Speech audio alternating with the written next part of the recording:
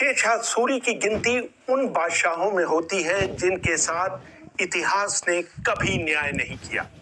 शायद इसका कारण ये रहा हो कि उन्होंने सिर्फ 5 वर्षों तक भारत पर राज किया और उनकी मौत के 10 वर्षों के भीतर उनके वंश का शासन भी समाप्त हो गया। शेरशाह की जीवनी लिखने वाले कालिका रंजन कानूनगो लिखते हैं, शेरशाह का शासन भले ही सिर्फ 5 वर्षों का रहा हो, लेकिन शासन करने की बारीकी और क्षमता, मेहनत, न्यायप्रियता, निजी चरित्र के खरेपन, हिंदुओं और मुसलमानों को साथ लेकर चलने की भावना, अनुशासन प्रियता और रणनीति बनाने में वो अकबर से कम नहीं थे। शेरशाह सूरी का असली नाम फरीद था। उन्होंने मुगल सेना में काम किया था और बाबर के साथ 1528 में उनके चंदेरी के अभियान में भी गए थे। बाबर की सेना में रहते हुए ही इन्होंने हिंदुस्तान की गद्दी पर बैठने के ख्वाब देखने शुरू कर दिए थे। बाद में शेरशाह बिहार के एक छोटे सरगना जलाल खां के दरबार में उपनेता के तौर पर काम करने लगे। बाबर की मौत के बाद उसका बेटा हुमायूं बंगाल जीतना चाहता था, लेकिन बीच में शेरशाह सूरी का इलाका पड़ता था। हुमायूं ने उससे लड़ाई करने का मन बनाया। मशहूर इतिहासकार फरहत नसरीन अपनी किताब if history has told us anything में लिखती हैं, शेरशाह की महत्वाकांक्षा इसलिए बढ़ी क्योंकि बिहार और बंगाल पर उनका पूरा नियंत्रण था। अंततः वो मुगल बादशाह हुमायूं के लिए बहुत बड़ा खतरा बन गए। जहां तक युद्ध कौशल की बात है, शेरशाह हुमायूं से कहीं बेहतर थे। वर्ष 1537 में दोनों की सेनाएं उत्तर प्रदेश में चौसा में एक दूसरे के सामने थी, लेकिन लड़ाई से पहले हुमायूं ने अपना एक दूत शेरशाह के पास भेजा। अब्दुल कादिर बदायूनी अपनी किताब तखब्बुत तारीख में लिखते हैं, जब हुमायूं का दूत मोहम्मद अजीज अफगान खेमे में पहुंचा तो उसने देखा कि शेरशाह कड़ी धूप में अपनी आस्तीनें ऊंची किए हुए कुल्हाड़ी से एक पेड़ के तने को काट रहे हैं। जमीन पर बैठकर ही उन्होंने हुमायूं का संदेश सुना। अजीज ने ही दोनों के बीच समझौता करवाया, जिसके तहत ये तय हुआ कि मुगलिया झंडे के तहत बंगाल और बिहार शेरशाह सूरी को दे दिए जाएंगे। इसके कुछ समय बाद 17 मई 1540 को कन्नौज में हुमायूं और शेरशाह सूरी की सेनाओं के बीच फिर मुकाबला हुआ। हुमायूं की सेना शेरशाह की तुलना में काफी बड़ी थी। जहां शेरशाह की सेना में कुल 15,000 सैनिक थे, हुमायूं की सेना में 40,000 से कम सैनिक नहीं थे। लेकिन हुमायूं के सैनिकों ने लड़ाई शुरू होने से पहले ही उनका साथ छोड़ दिया और बिना एक भी सैनिक गवाए शेरशाह की जीत हो गई। जब हुमायूं वहां से भागने लगा तो शेरशाह ने उसका पीछा करने के लिए अपने राजपूत सिपहसालार ब्रह्मादित्य गौड़ को एक बड़े दस्ते के साथ लगाया। अब्बास सरवानी लिखते हैं, गौड़ को निर्देश थे कि वो हुमायूं से लड़ने के बजाय सिर्फ उसका पीछा करे। हुमायूं अपने बचे खुचे सैनिकों के साथ किसी तरह आगरा पहुंचा। आगरा पहुंचकर उसने अपनी बेगम दिलदार को लिया और अपने खजाने से कुछ धन लेकर मेवात के रास्ते लाहौर की तरफ रवाना हो गया। कुछ दिनों बाद शेरशाह भी आगरा पहुंच गए। फिर उन्होंने ब्रह्मादित्य और ख्वास खां दोनों को हुमायूं के पीछे लगा दिया। हुमायूं का पीछा करने का उद्देश्य उसे पकड़ना नहीं, बल्कि उसे हिंदुस्तान से खदेड़ देना था। हुमायूं किसी तरह लाहौर पहुंचने में सफल रहा। वहां वो करीब 3 महीने रहा, क्योंकि उसके पीछे भेजे गए शेरशाह के सैनिक बारिश के कारण आगे नहीं बढ़ पाए। शेरशाह को पूरे हिंदुस्तान में सड़कें और सराय बनवाने के लिए जाना जाता है। उन्होंने सड़कों के दोनों तरफ पेड़ लगवाए ताकि सड़क पर चलने वालों को पेड़ की छाया मिल सके। उन्होंने 4 बड़ी सड़कें बनवाई, जिसमें सबसे बड़ी थी ढाका के पास सोनार गांव से सिंधु नदी तक की 1500 किलोमीटर लंबी सड़क, जिसे आज जीटी रोड कहा जाता है। इसके अलावा उन्होंने आगरा से बुरहानपुर, आगरा से जोधपुर और लाहौर से मुल्तान तक की सड़कें भी बनवाई।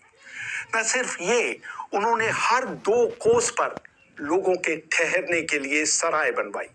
हर सराय पर 2 घोड़े भी रखवाए, जिनका इस्तेमाल संदेश भेजने के लिए हर कार्य कर सके। शेरशाह के प्रशासन की सफलता में इन सड़कों और सरायों ने अहम भूमिका निभाई। उनके राज में अधिकारियों का अक्सर तबादला कर दिया जाता था और उनके सैनिक भी अक्सर गतिशील रहते थे। ये सराय इन अधिकारियों और खुद बादशाह के विश्राम गृह का काम करती थी। हर सराय में बादशाह के लिए एक अलग कमरा आरक्षित रखा जाता था। शेरशाह का शासनकाल बहुत कम होने के बावजूद स्थापत्य कला में उनके योगदान को कम करके नहीं आंका जा सकता। उन्होंने दिल्ली में पुराना किला बनवाया। उनकी मंशा इसे दिल्ली का छठा शहर बनाने की थी। वर्ष 1542 में उन्होंने पुराने किले के अंदर ही किला-ए कुन्हा मस्जिद बनवाई। लेकिन सासाराम में बने उनके मकबरे को स्थापत्य कला का बेहतरीन नमूना माना जाता है। शेख रिजौल्लाह मुश्तकी अपनी किताब वकीयत मुश्तकी में लिखते हैं, शेरशाह अपने लोगों के लिए पिता के समान थे। असामाजिक तत्वों के प्रति वो काफी सख्त थे, लेकिन दबे कुचले लोगों और शारीरिक रूप से अक्षम लोगों के प्रति उनके मन में बहुत दया और प्यार था। उन्होंने हर दिन भूखे लोगों के खाने के लिए 500 तोले सोने को बेचने से मिलने वाली रकम तय कर दी थी। उन्होंने ये नियम बना दिया था कि वो जहां कहीं भी रुके हों, वहां के हर व्यक्ति को खाना उपलब्ध कराया जाए। सभी को आदेश थे कि शाही बावर्ची खाने में आने वाले हर शख्स को खाना खिलाकर भेजा जाए। वहां हजारों लोगों को रोज खाना खिलाया जाता था। रिजौल्लाह मुश्तकी आगे लिखते हैं, शेरशाह ने कभी भी अत्याचार करने वाले का साथ नहीं दिया, चाहे वो उनके नजदीकी रिश्तेदार ही क्यों ना हो। 2/3 रात गुजर जाने के बाद उनके नौकर उन्हें जगा देते थे। उसके बाद वो 4 घंटे तक, यानी फज्र की नमाज तक, देश के हालात के बारे में रिपोर्ट सुना करते थे। वो बिना वजह खून बहाए जाने और क्रूरता के सख्त खिलाफ थे। शेरशाह का प्रशासन बहुत चुस्त था। जिस किसी भी इलाके में अपराध होते थे, अधिकारियों को प्रभावित लोगों को हर्जाना देने के लिए कहा जाता था। अब्बास खां सरवानी लिखते हैं, ग्राम प्रमुख यानी मुकद्दम का काम गांव के हिसाब किताब को संभालने से कहीं अधिक था। अगर गांव में कोई अपराध होता था तो इसके लिए उसको जिम्मेदार ठहराया जाता था। डकैती या यात्रियों की हत्या होने पर उसकी जिम्मेदारी होती थी कि वो दोषियों को पकड़े और लूटा गया सामान बरामद करे। शेरशाह की दयालुता के और भी कई किस्से मशहूर हैं। अब्बास सरवानी लिखते हैं, शेरशाह की गिनती हमेशा सबसे दयालु विजेताओं में की जाएगी। इस बात के विवरण मिलते हैं कि जब वो हुमायूं की हार के बाद आगरा पहुंचे तो कई मुगल रानियों और महिलाएं बाहर आकर उनके सामने सिर झुकाने लगी तो उनकी आंखों में आंसू आ गए। उन्होंने हमेशा इस बात का भी ख्याल रखा कि उनकी सेना के पैरों तले लोगों के खेत न रौंदे जाए। अगर उनकी सेना की वजह से खेतों को नुकसान पहुंचता था तो वो अपने अमीर भेजकर किसान को तुरंत नुकसान का मुआवजा दिलवाते थे।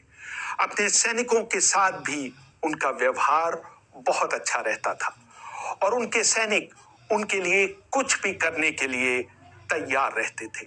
मशहूर इतिहासकार H.G. कीन अपनी किताब memoirs of the races of the north west frontier में लिखते हैं, वो पहले मुस्लिम शासक थे जिन्होंने हमेशा अपनी प्रजा का भला चाहा। अपने छोटे से करियर में उन्होंने लोगों के बीच धार्मिक सौहार्द स्थापित करने पर बहुत जोर लगाया।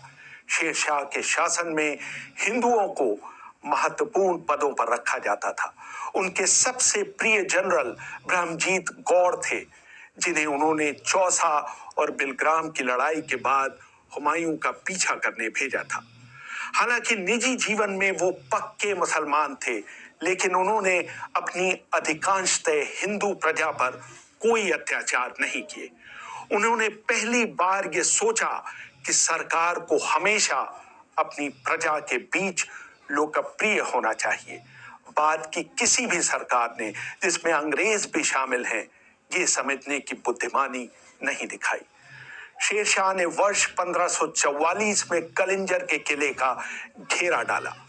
अधिकतर इतिहासकारों का मानना है कि शेरशाह कछवाड़ा से बिना आगरा वापस लौटे सीधे कलिंजर गए। सलातिने अफगाना के लेखक अहमद यादगार लिखते हैं, शेरशाह के कलिंजर जाने का कारण वीर सिंह बुंदेला था, जिसे शेरशाह ने अपने दरबार में तलब किया था, लेकिन उसने भागकर कलिंजर के राजा के यहाँ शरण ली थी और उसने शेरशाह को सौंपने से इनकार कर दिया था।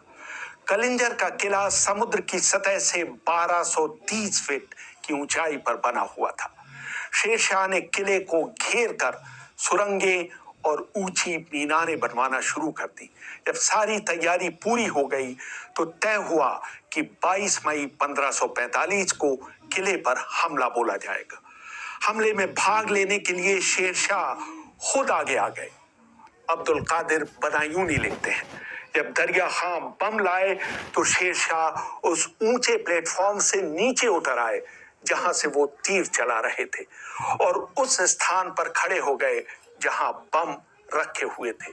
उन्होंने बम के पलीते में आग लगाकर उन्हें किले के अंदर फेंकने का आदेश दिया। जब सैनिक इन बमों को किले के अंदर फेंक रहे थे, एक बम किले की दीवार से टकराकर वापस लौटा और उस स्थान पर फटा जहां बाकी बम और पटाखे रखे हुए थे। बहुत जबरदस्त धमाका हुआ और चारों तरफ आग लग गई। वहां मौजूद शेख खलील, शेख निजाम और दूसरे सैनिक तो आंशिक रूप से जले, लेकिन शेरशाह करीब करीब आधे जल गए। उसी हालत में उन्हें शिविर के बीचों बीच ले जाया गया।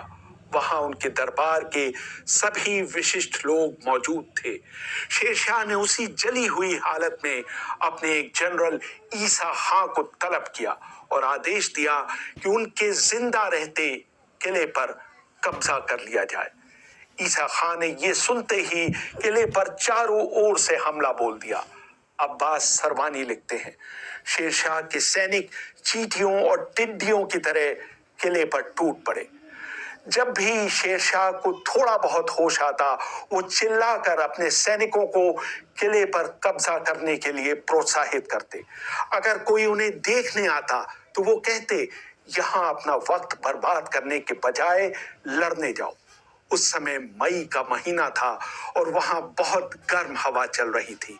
शेरशाह के सैनिकों ने उनके शरीर पर चंदन का लेप और गुलाब जल का छिड़काव किया, लेकिन हर घंटे गर्मी बढ़ती ही गई और शेरशाह को कोई आराम नहीं मिला।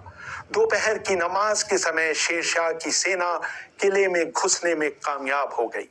अब्बास आगे लिखते हैं, जैसे ही शेरशाह को जीत की खबर सुनाई गई, उस तकलीफ में भी उनके चेहरे पर खुशी और संतोष के भाव उभर आए। लेकिन कुछ ही क्षणों में उन्होंने अपने आखिरी शब्द कहे, या खुदा, मैं तेरा शुक्रगुजार हूं कि तुमने मेरी इस इच्छा को पूरा किया। ये कहते ही उनकी आंखें हमेशा के लिए मुंद गई।